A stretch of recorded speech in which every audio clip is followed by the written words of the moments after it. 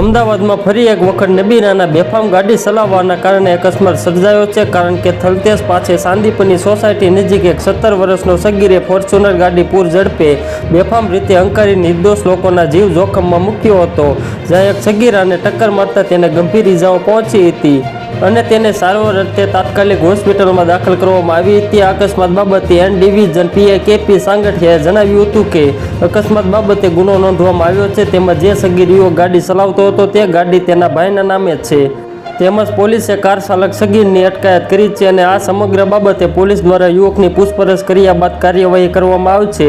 અમદાવાદમાં અકસ્માતને લઈને લોકોમાં રોષ ભભૂકી ઉઠ્યો છે। કારમાં કરેલી તોડફોડના વિડીયો વાયરલ થયા છે।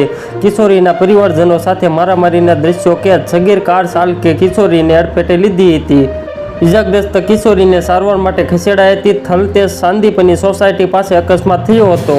થલતેજમાં રહેતી 16 વર્ષની સગીરા સાંદીપની સોસાયટીમાં રહે છે।